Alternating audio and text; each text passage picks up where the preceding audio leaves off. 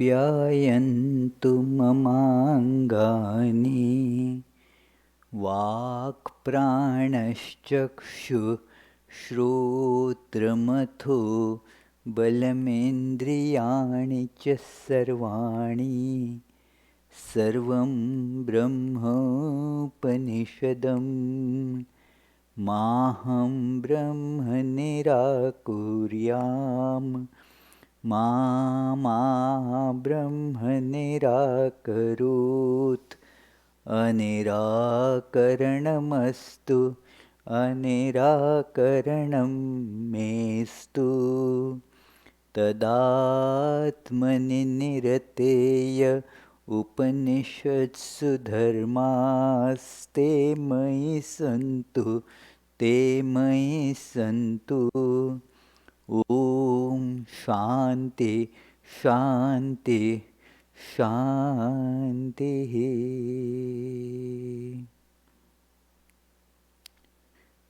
Om.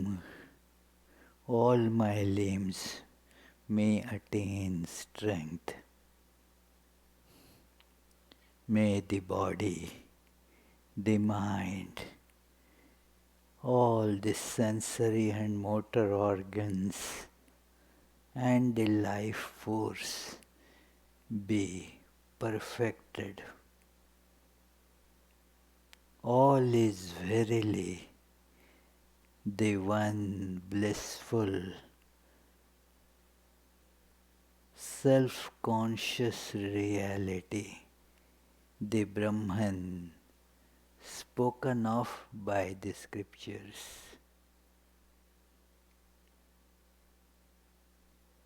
May I never deny this truth of oneness. May this truth never reject me either.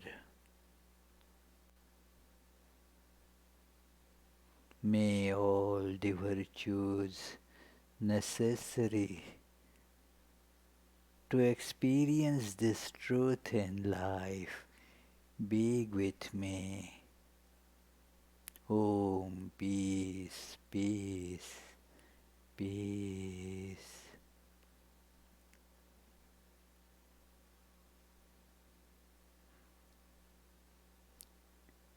Let us transcend the various lines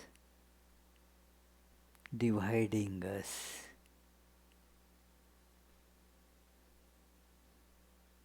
Dividing I and world. Let us see the oneness by this transcendence. Like you go beyond the shapes of the ice cubes and see the same substance in all of them, the water.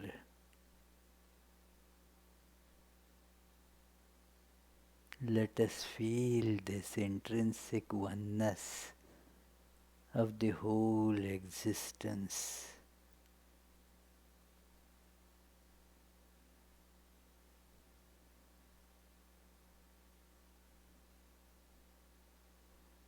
There is no I and world division in it.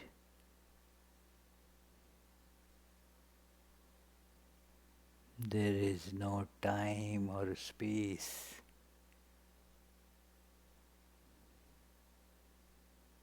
In this transcendent and transcendently immanent oneness.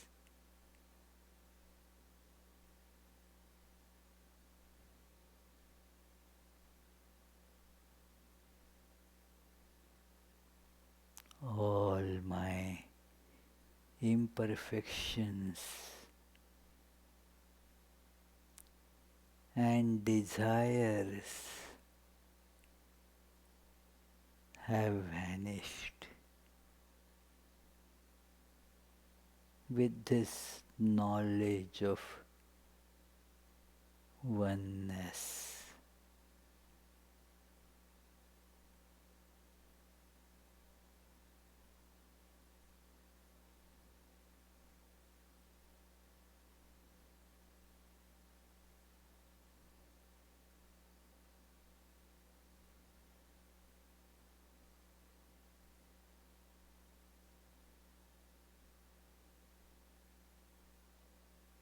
all its bliss.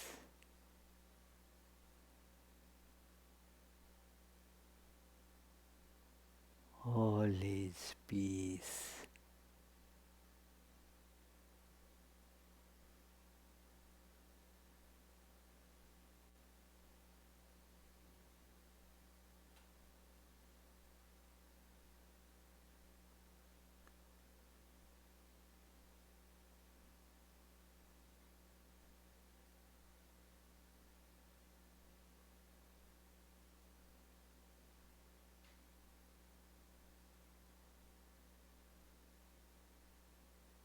Om. Peace.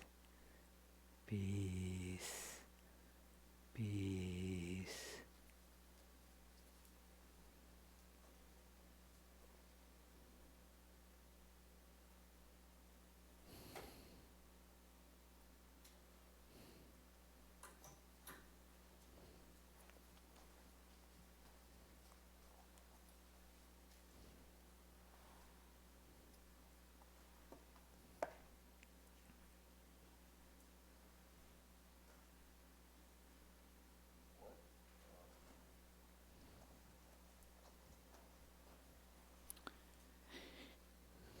So, dear friends, let us begin this today's 15th class on this very devotionally charged Upanishad, the Svetasvatara Upanishad.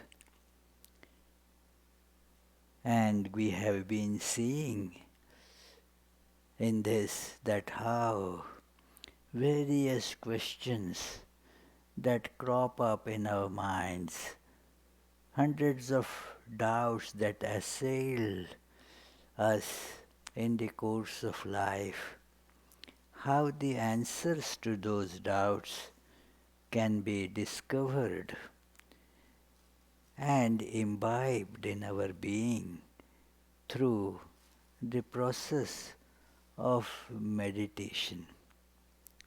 This meditation is an all-embracing discipline. Meditation is not just sitting in what gets called in America as the Buddha posture.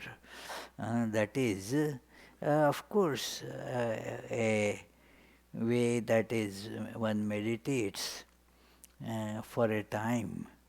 But then this meditation is a 24/7 thing, that it has to go on throughout the day and night. In all our actions it needs to get percolated, and all our actions should be performed in such a way that we can then sit and meditate. Otherwise, what happens is you may sit, but you may not be able to meditate. It is not possible to meditate, say, 15 minutes if we are not living the remaining 23 hours and 45 minutes in a way that is conducive to that meditation.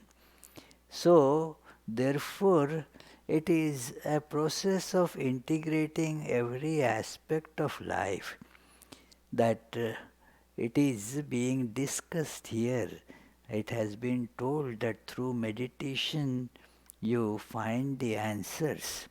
Te dhyana yoganugata pashyan. What a beautiful uh, line there in the very first chapter, that through meditation, that through connecting with concentration and integrating your personality, you connect to your true nature, which is devoid of this apparent multiplicity as such.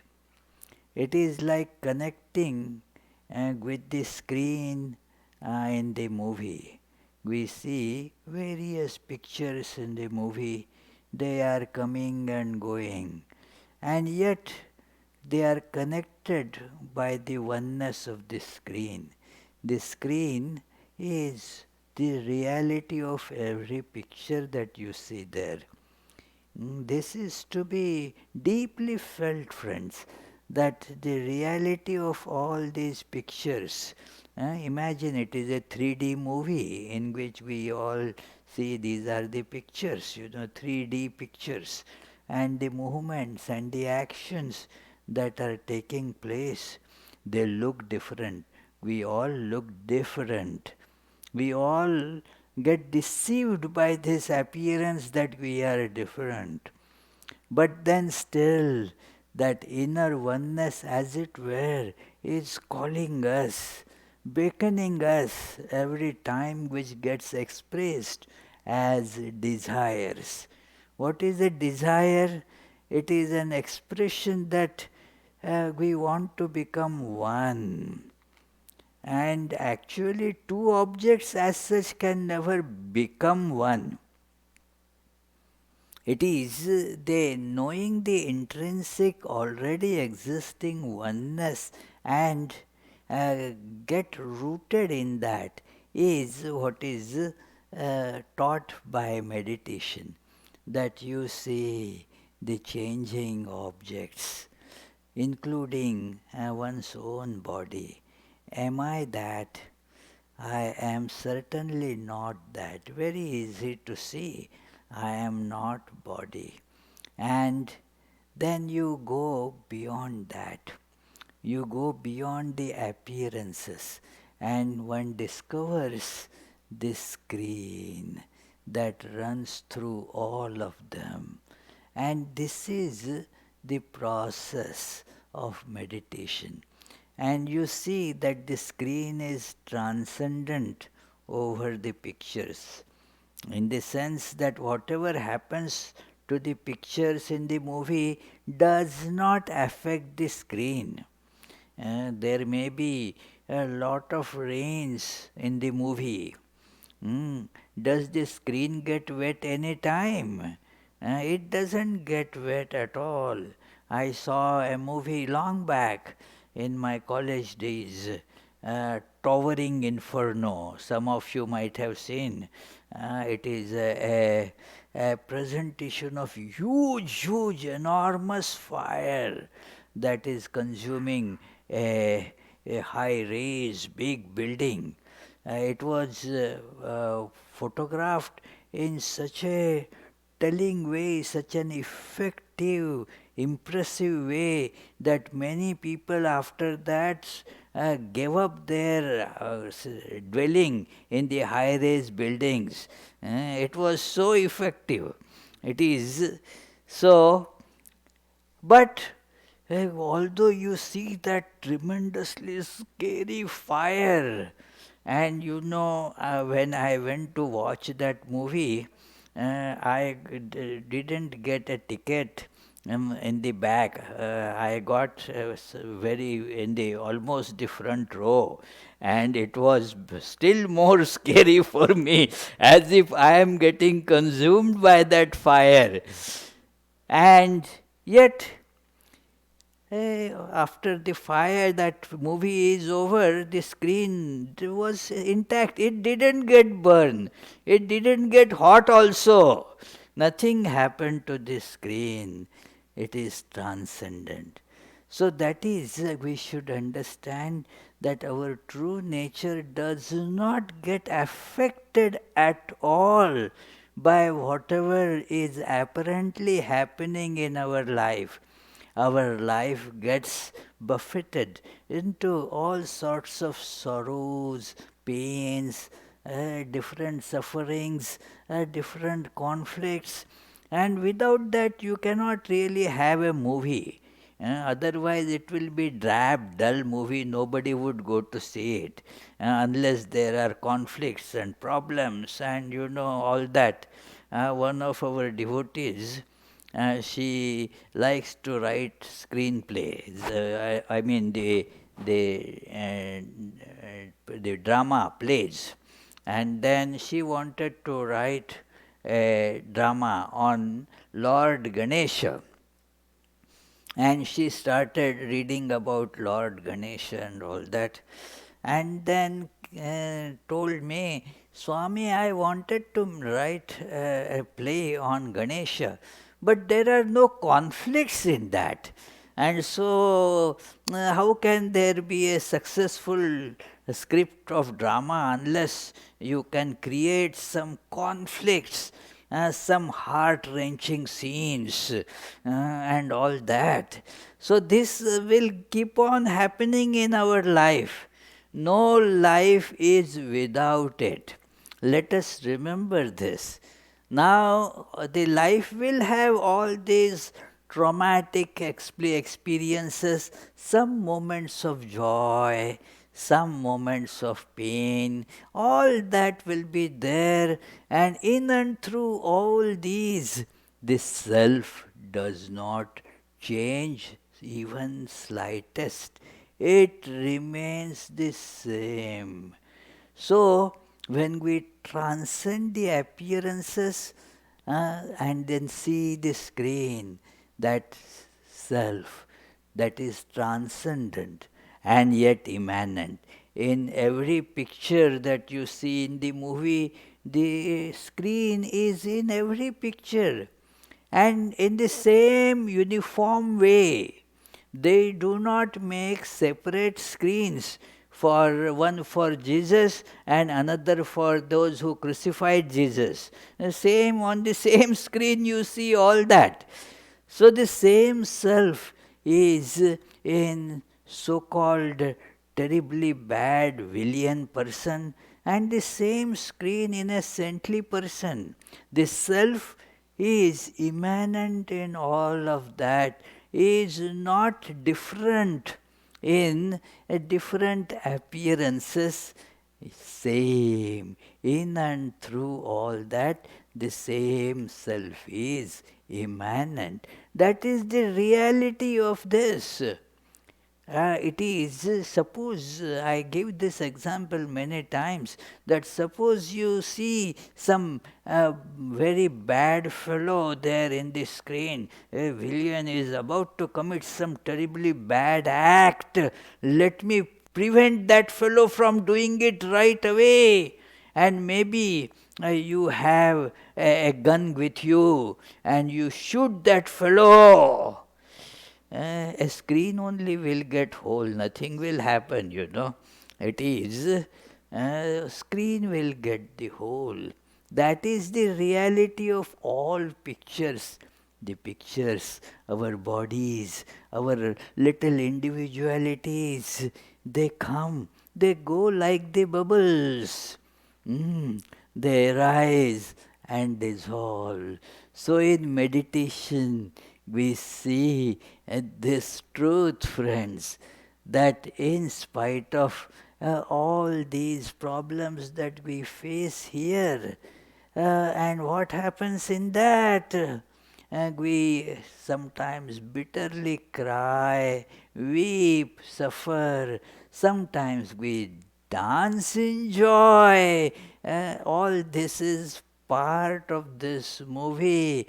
Our true nature remains unchanged in all these.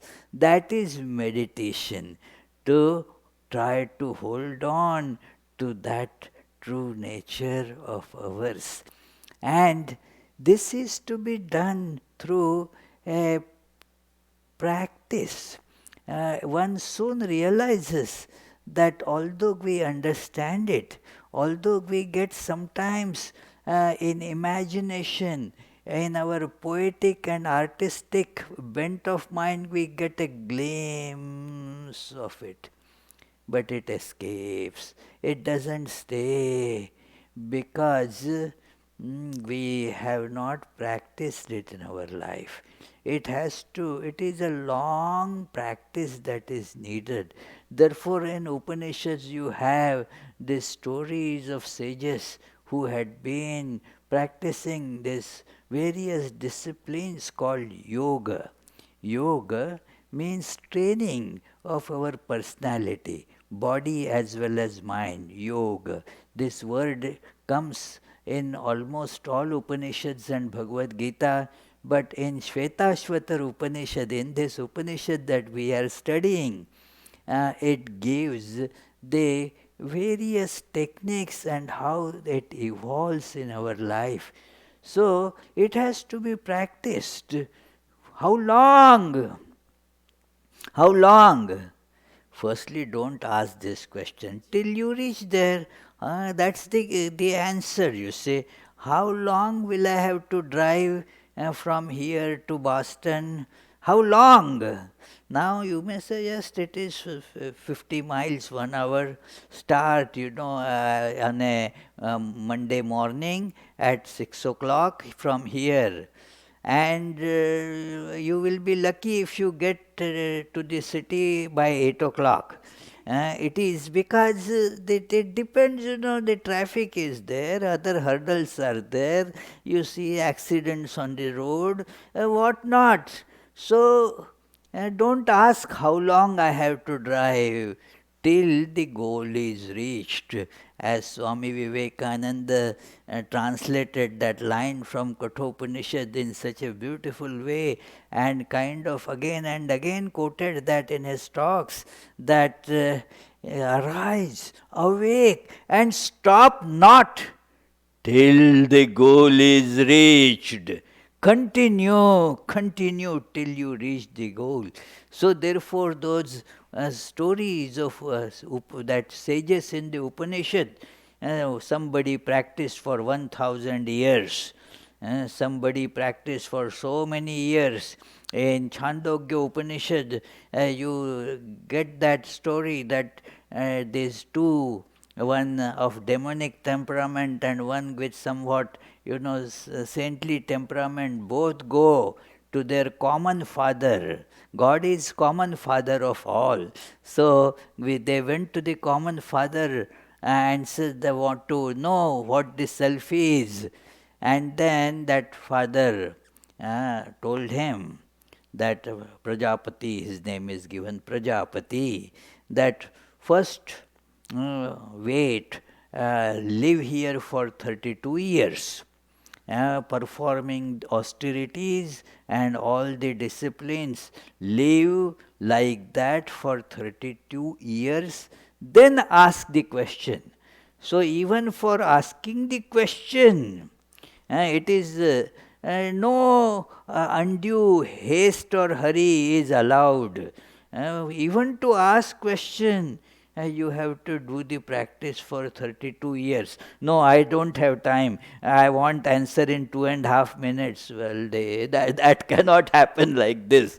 It is then you will get the answer that is only worth that.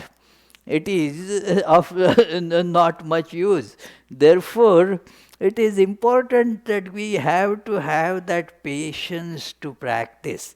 So this is told here. We saw last time these things. Let us actually begin with the proper prayers. We didn't start with that today, but it can be done now since we are starting reading of the verses. Let us begin. ॐ सहनाववतु सहनौ भुनक्तु सह वीर्यं करवावहै तेजस्विनावधीतमस्तु मा विद्विषावहै ॐ शान्ति शान्ति शान्तिः. May we be protected together. May we be nourished together. May we attain strength together. May our study make us illumined. May there be no dislike between us. Om, peace, peace, peace. So this verse we had seen last time, that it is in our last class, which was actually, we could not have this particular class last Friday, but there was, I am sure many of you must have seen a similar, the class on this very Upanishad by Swami Tejomayananda from Chinmay Mission. So, but we saw this verse, a very important verse. प्राणान् प्रपीड्येह संयुक्तचेष्टः क्षीणे प्राणे नासिकयोच्छ्रुसेत् दुष्टाश्वयुक्तम् इव वाहमेनं विद्वान् मनो धारयेत्ताप्रमत्तः. So, by restraining the unruly horses of the senses and directing them with the reins of the mind, using the inhaling, holding, exhaling of the breath with a view to control the mind, the wise should hold the mind on the ideal, that is Brahman, without slackening.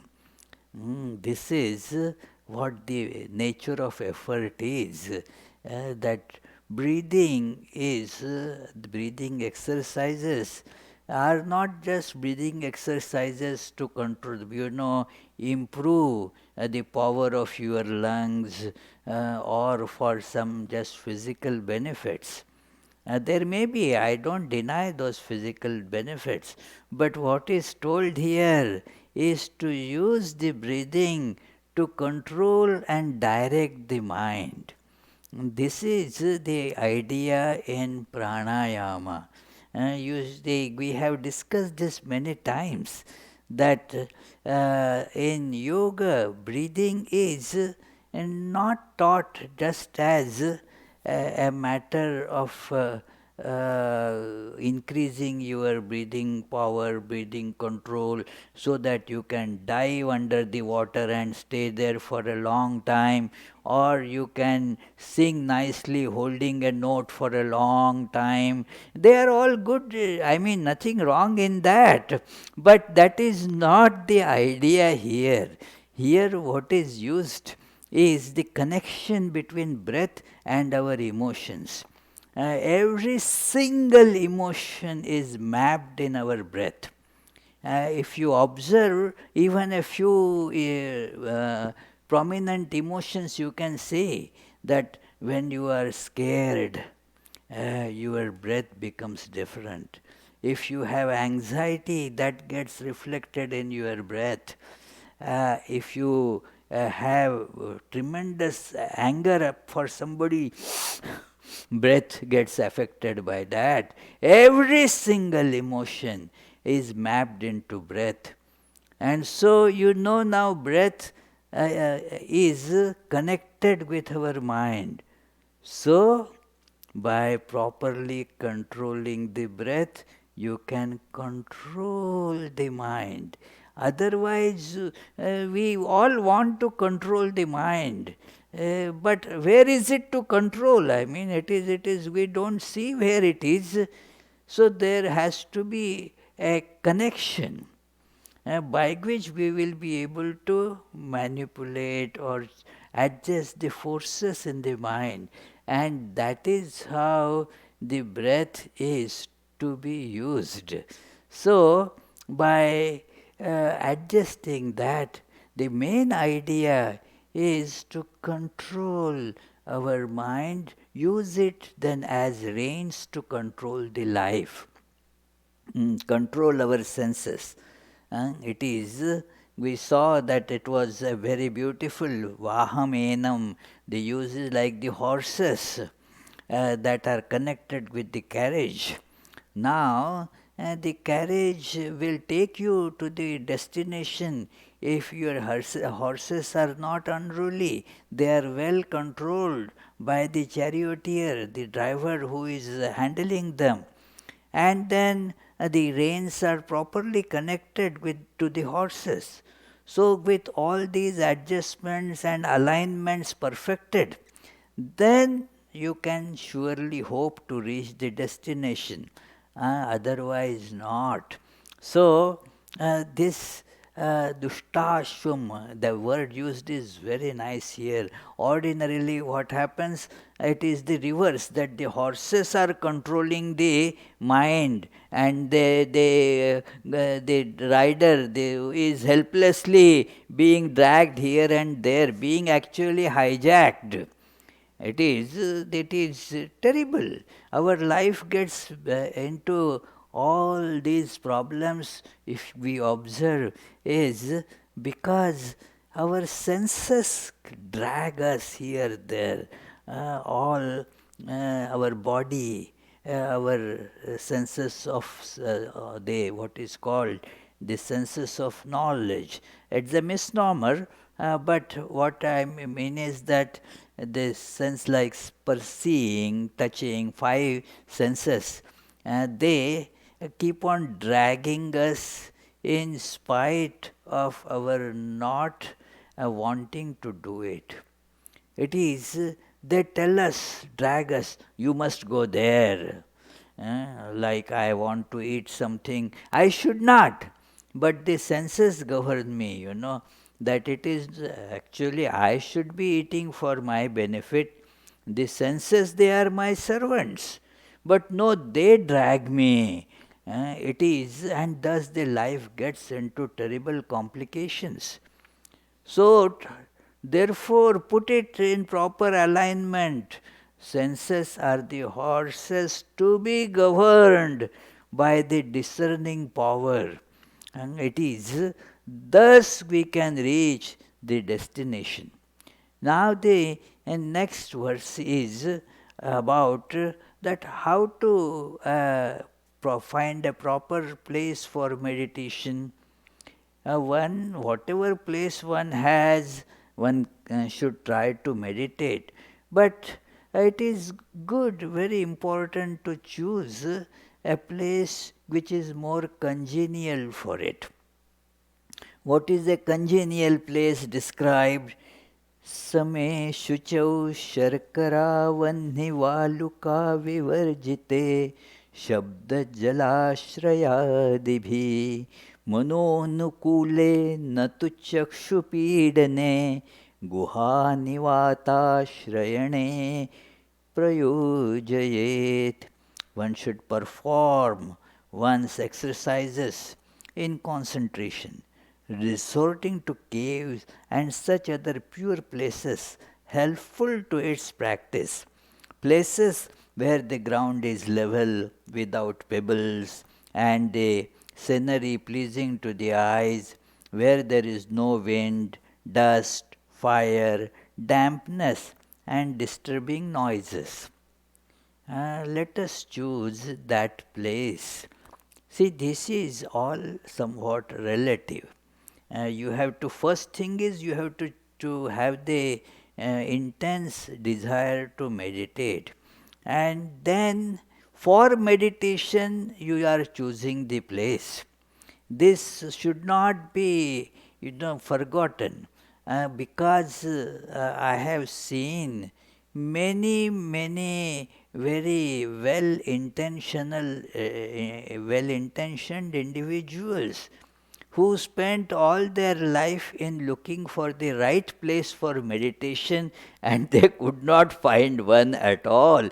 Every place will have some problems or the other.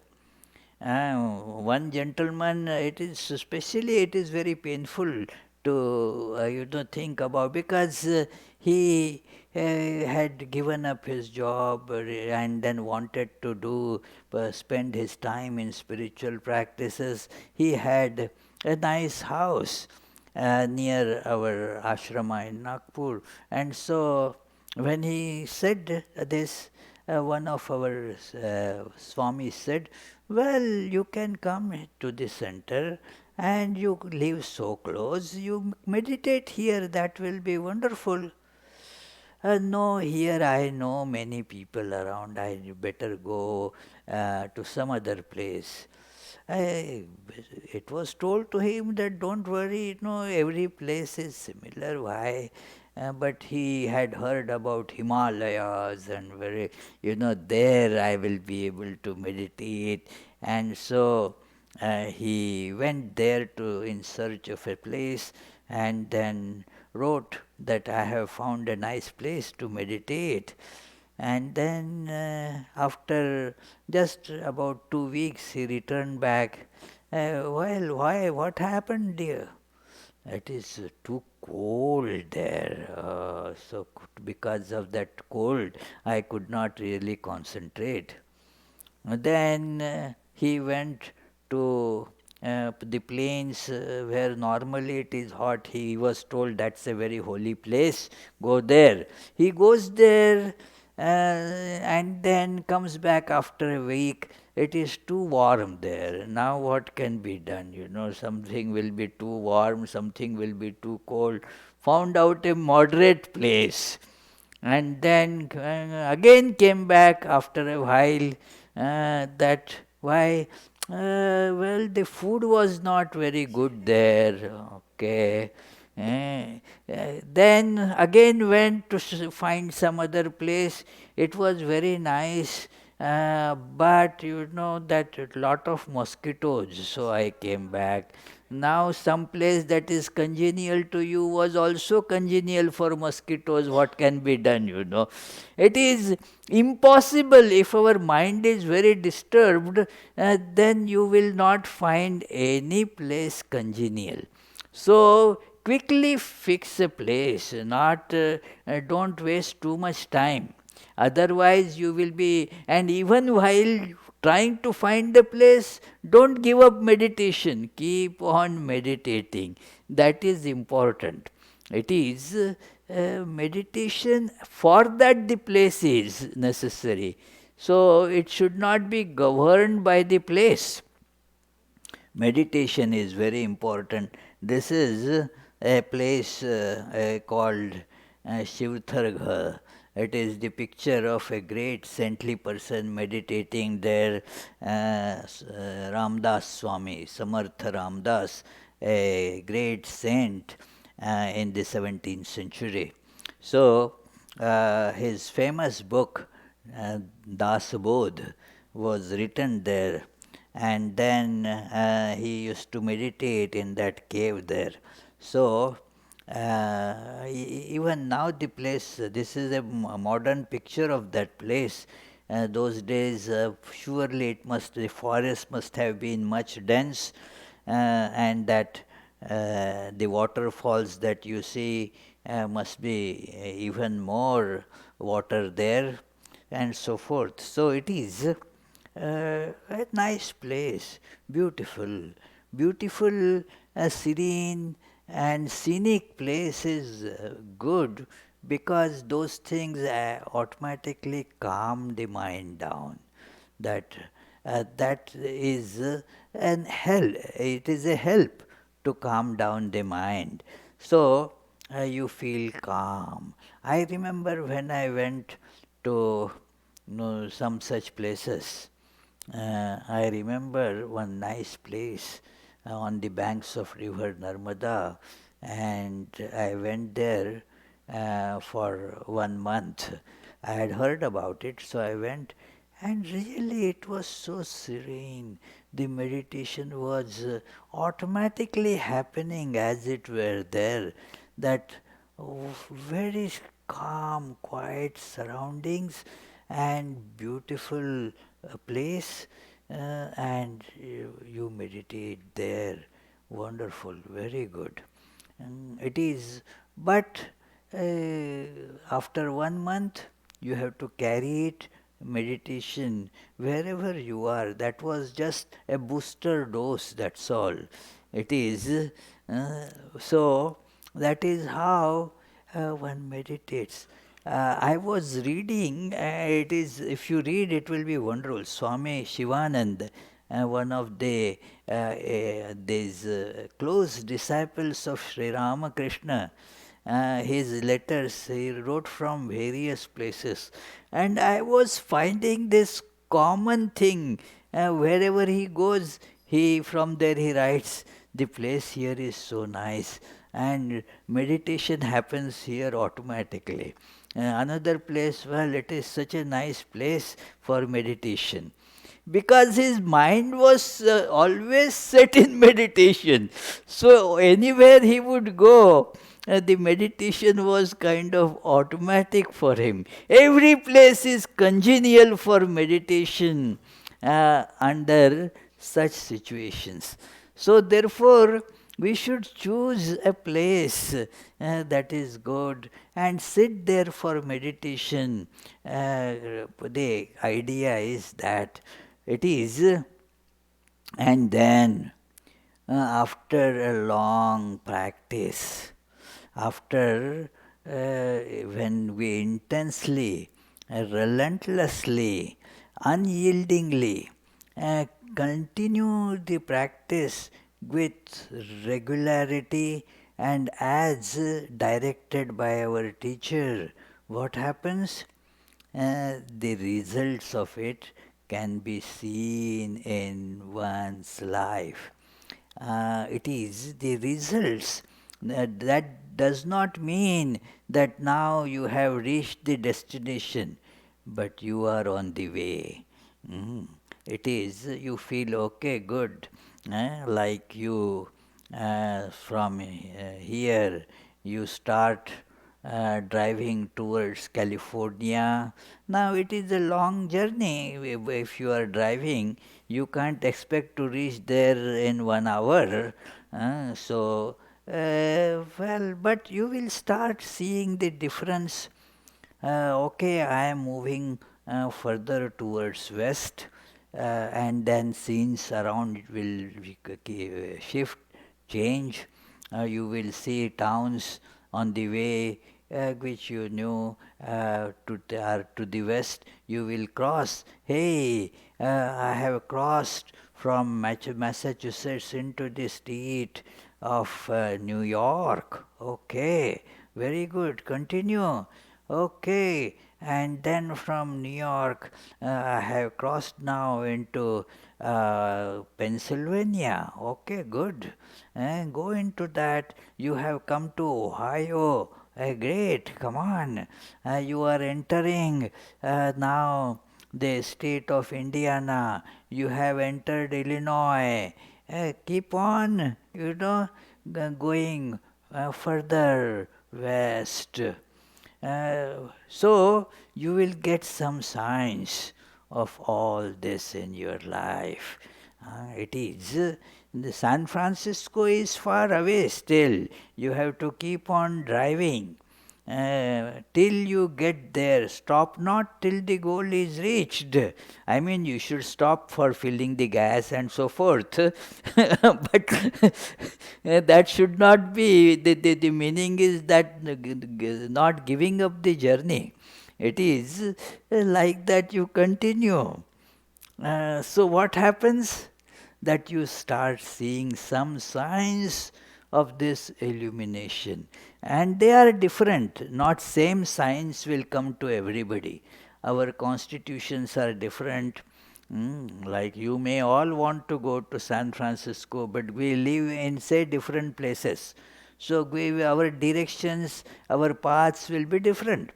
So it is, but one common thing will be the distance between you and San Francisco will go on what, Paul? Increasing? Huh? Increasing? Decreasing, right, right. That is the common effect for all. So, that is how you can see that this realization, this divine illumination will come to us with the signs which are, luminous signs.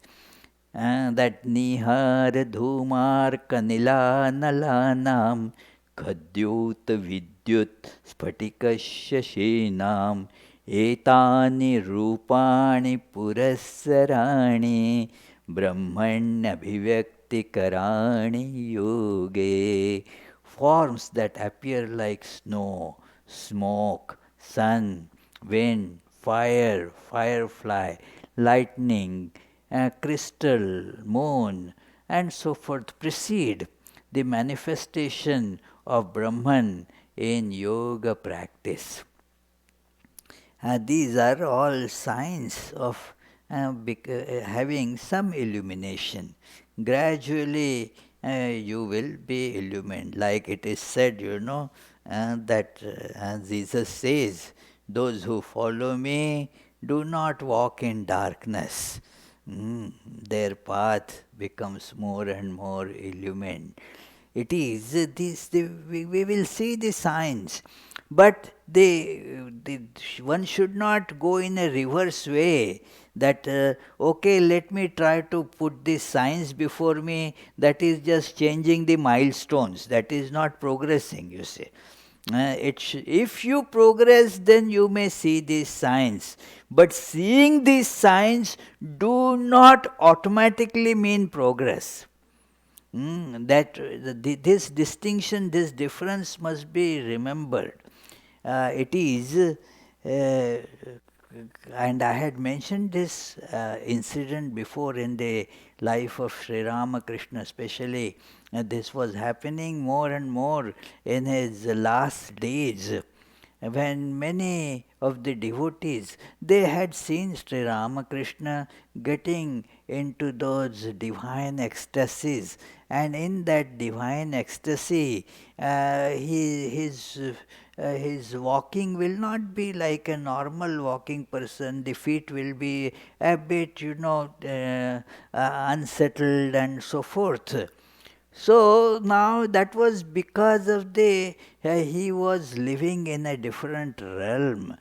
Now what these people started practicing was walking, not steadily, unsteadily walking. That is not the way. You will be walking unsteadily and fall. That will be the result. I mean, you will not get illumination by that. Or that is not, practicing. Practice renunciation, practice that feeling of God within. That is what it is to be done, not practicing some silly external science like that. So, like it is said that snow. And now in winter here we get snow often. So that is not the sign of illumination. Oh, I saw snow. Everybody will see snow here. So that is not the sign. Smoke. Let me light a smoking fire and I'll see smoke. That doesn't mean any illumination. These visions are meaningful only if we are meditating and on the path we see these signs. And seeing these signs deliberately does not mean that we are progressing on a meditative path. Let us not make this confusion here. And then पृथ्व्यप्तेजो निलखे समुत्थिते पंचात्मके योगगुणे प्रवृत्ते तस्य रोगो न जरा न मृत्यु प्राप्तस्य योगाग्निमयं शरीरम. It will start now gradually having an effect on your life. When the fivefold perception of yoga arising from concentrating the mind on earth, water, light, air and ether have appeared to the yogin, then he or she has become possessed of a body made of the fire of yoga, and he will not be touched by disease, old age or death. This is a result that will come to one's life. We need to understand this more penetratively. Like, you see, our personality gets a proper tuning. The five elements from which our body, our perception, everything is made. And now, because we are progressing towards uh, the control of all these, they will start coming under control. You will see that the person is now more composed. That person's life gets much more centered into this and does not waver from the goal. It is, things will become so well organized in the life of such a person. you will see with such great efficiency that person will be doing even the common these things works in life. In every walk of life, that training will appear. One lady came here and then she was telling something with gestures and all. And I said, well, do you practice that Indian dance Bharatanatyam? And she said, yes. How do you know? That because the training that these dancers get, that reflects in their actions, their finger movements, their other limbs, their speaking, facial expressions, all get that training, all of them reflect that training, you see. So, that is just an example. This yoga training that one gets reflects in one's life. It does, friends. There is absolutely no question. You start more and more becoming the master of these situations. They do not now enslave you anymore. Your senses start obeying you. You don't have to follow their dictates anymore. The personality gets more in tune and more well connected. I would suggest those, there is a chapter in that great book, Meditation and Spiritual Life by Swami Yatishwarananda. That book has a chapter on integrating this personality. One of the necessary impacts and a very necessary discipline is to see that our head, heart, and limbs, the body, they are all well properly connected. It is just like our car, you see, our engine and our steering wheel and the wheels of the car, they should be all well connected. Then only the car can move properly. It is otherwise not. So it is thus we have to see this effect comes if we are properly leading a meditative life, that the various natural forces that are playing through this body and mind, you start becoming their master rather than being their slave. And thus you are happy automatically. It is when you are a master, you become happy. When you are slaved and dragged all around and kicked around by the circumstances, you are not happy. So, when you start getting this mastery, it is again, let me remind that this is not the conclusion of the path, but on the path itself, as you progress, you will see this change, which indicates the progress and fills you with enthusiasm. Ah, yes, I am going on well. One of our devotees and friends, he is now in India. Has taken up a tour in car, crisscrossing the whole United States. He went into Canada also, and in the car. So with a tent like thing tied, some food stuff means and cooking things. So alone he was going all through, and every now and then he would send a message, yes, I have reached here, then I am right now in Yasumati, and then I am planning to go to to this place and that place, and then as it was progressing, he was much more assured. Earlier, to begin with, he was certainly a bit worried and apprehensive, but one has to take up the courage. Those who wilt under the pressure, they can't accomplish much. It is, yeah, take up the courage and do.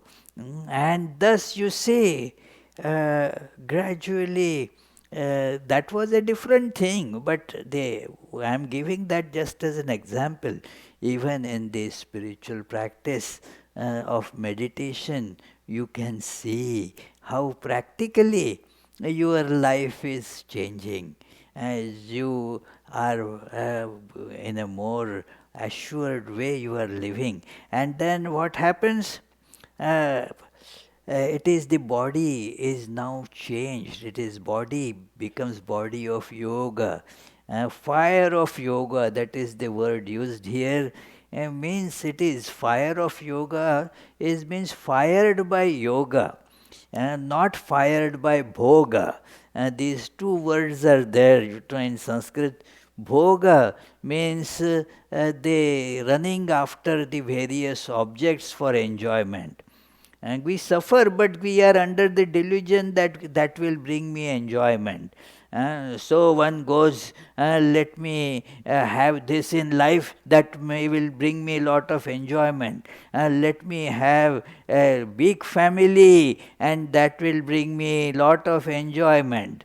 And we go for, so the whole life is governed by bhoga. The idea is to enjoy the things in the world. If we forget that it only brings more disease, more frustrations, nothing much. Yoga is different. Yoga is exactly opposite of that. It is trying to connect with our true reality, our reality that is blissful. So the body now has changed. It happens. It is a change that can be perceived. In any practitioner you can see as the practice advances, the personality changes. It is the person starts feeling and may feel, may not feel, but it happens. The others also can see that the change in that person. And this is, of course, the relative statement will not be touched by disease. The bhoga brings automatically diseases. And the disease kind of it just ravages the life of a person, changes the moods and desire to practice meditation, all that gets drowned by disease. This, it is not said that this man will not get disease, but will not be touched by disease.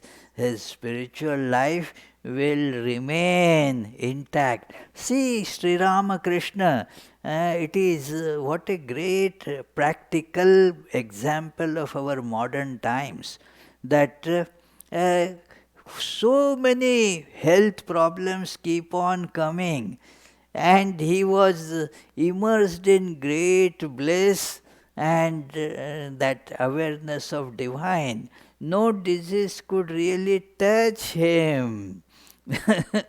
This is he would say, well, let the body know and the disease know. What do I have got to do with it? This is the non-suffering due to that is that old age, because there is always the enthusiastic spirit of moving forward on this road. So no old age as such. And no death, because the person knows that I am not body. The body has death, you see. This person, being aware that I am not body, will not have therefore death. Just as your car becomes old and you discard it, get a new one. You don't say that I died, it is the car, you say.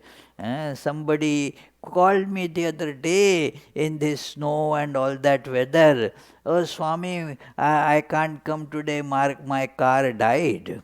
On the way, my car died.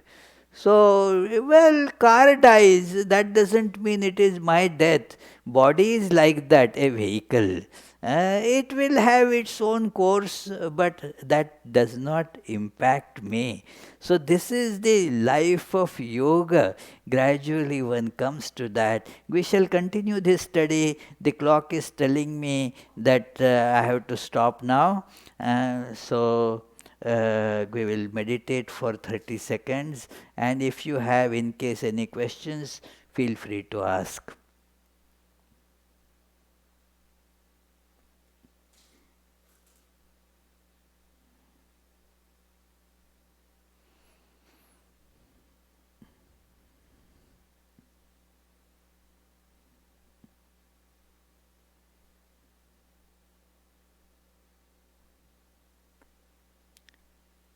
Yes, please. Yes, Tommy.